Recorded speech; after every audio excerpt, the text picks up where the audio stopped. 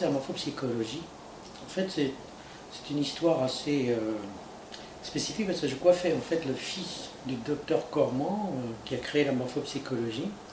J'étais à Nantes.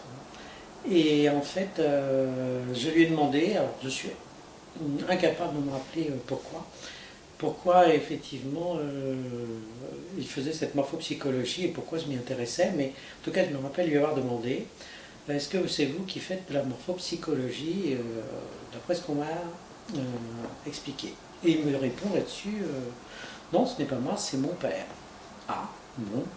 Et il me dit pourquoi? Je dis parce que j'ai l'impression que cette morphopsychologie doit être intéressante pour notre métier, pour la coiffure, parce que ça associe la morphologie, l'explication psychologique. Donc de ce fait, il me dit, eh ben non, c'est mon père et c'est lui qui a effectivement créé cette morphopsychologie. Quelques temps après, j'ai une amie qui me dit, quand je te vois travailler, faire tes formations, je te verrais bien faire de la morphopsychologie. Je dis, mais attends, c'est le docteur Cormand qui a créé, il a la retraite, il ne le fait plus. Il me dit, tu rigoles, il ne fait plus que ça. Ah, alors là j'ai dit, ah d'accord, j'ai compris. Donc visiblement il y avait un petit problème avec le fils, je suppose, enfin bref. Et du coup, là, bien sûr, je me suis vraiment renseigné et j'ai rencontré d'ailleurs Caroline Binet à l'époque, qui était un de ses professeurs et qui a écrit l'ABC de morphopsychologie d'ailleurs. Donc, et à partir de là, donc j'ai commencé effectivement à m'y intéresser. Et alors là, dans un premier temps, c'était plutôt pour me dire, tiens, est-ce que ça peut être intéressant pour mon métier, est-ce que je peux en tirer quelque chose? C'était plutôt un esprit personnel dans lequel j'ai fait au départ. Je ne pensais pas en tout cas pouvoir tout de suite l'associer à mon travail. J'ai commencé à écrire et à essayer de faire cette correspondance entre les lois de la morphopsychologie et puis mon métier. Et puis j'ai jeté les premières bases en fait, où je pensais qu'il pouvait y avoir une relation. Alors, je ne sais pas ce qui s'est passé ce soir-là, mais en tout cas c'était assez génial. Parce que bizarrement, donc en fait, je devais être inspiré, comme on dit, parce que ce que j'ai écrit ce soir-là, en fait, je n'ai jamais dérogé. C'est-à-dire qu'aujourd'hui, je travaille toujours et je continue de travailler sur cette base. Ce qui est un peu incroyable, quoi, invraisemblable. Bref. Et du coup, quand j'ai commencé à écrire ça, je me suis dit, bon, première des choses, c'est on va essayer de le mettre en pratique. Et quoi de mieux que le mettre en pratique vis-à-vis des clientes que je coiffais. Et je commençais à voir si les deux pouvaient correspondre. Et puis ça marchait, enfin bon, il y avait vraiment des réponses très précises par rapport à ça. Et, alors, des fois, c'était complètement à côté de la plaque, découragé, je dis, c'est n'importe quoi ce que je raconte, ce que je fais. Puis d'autres fois, par contre, hop, ça revenait, puis on me disait, ah non, c'est bien, il faut continuer, c'est bien ce que vous faites. Non, c'est intéressant. Bon, bref, donc j'ai continué.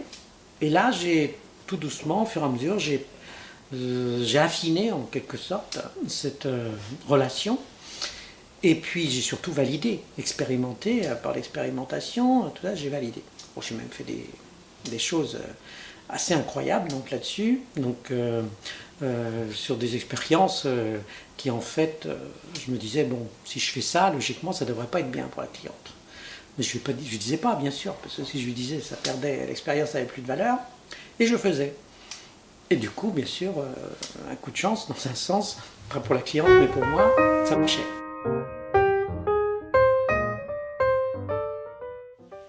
Ce fameux domaine intérieur-extérieur explique en fait vraiment le fondement même de cette relation entre la morpho et la beauté. La raison en est simple, c'est que l'on peut très bien faire quelque chose qui nous va bien extérieurement, mais qu'on ne ressent pas bien intérieurement. Et là, c'est absolument impalpable. Nous sommes dans le domaine, bien sûr, de l'invisible, de l'inconscient, de tout ce que l'on ressent, qu'on ne peut pas donner toujours un sens, une forme, une explication à ce genre de choses. En tout cas, on le ressent. Et là, d'un seul coup, tout un tas de choses s'est éclairé. Je me suis dit, mais maintenant, je comprends. En fait, je comprends mieux pourquoi. Nous sommes, nous, persuadés que notre travail est bien fait, que ça va bien à la cliente. D'ailleurs, souvent, des amis des clientes, en général, leur disent tout ça. Et puis qu'elle me dit, bah j'en sais rien, mais moi ça me va pas. Voilà. Moi je trouve ça moche, je trouve ça, voilà, je me sens pas bien. Enfin, bon. Alors, on ne comprend jamais ce fameux phénomène. Et là, j'ai vu toute l'importance ce jour-là de cette fameuse morpho qu'elle pouvait nous amener dans notre métier, et dans le métier de la beauté d'ailleurs en général, hein, au-delà de la coiffure. Parce que d'un seul coup, elle allait pouvoir me faire comprendre en fait comment la cliente ressentait les choses intérieurement, c'est-à-dire comment elle fonctionnait, ce qui étaient ses préférences, dans quoi elle préférait évoluer, y compris dans son image personnelle. Et c'est là où les choses ont commencé vraiment. C'est là où j'ai commencé à travailler en profondeur et avoir confiance surtout dans ce travail. Et ça m'a mis vraiment en force par rapport à ça. Je me suis dit, bon, il y a vraiment un sens à ce que je suis en train de faire. Il faut absolument que je creuse.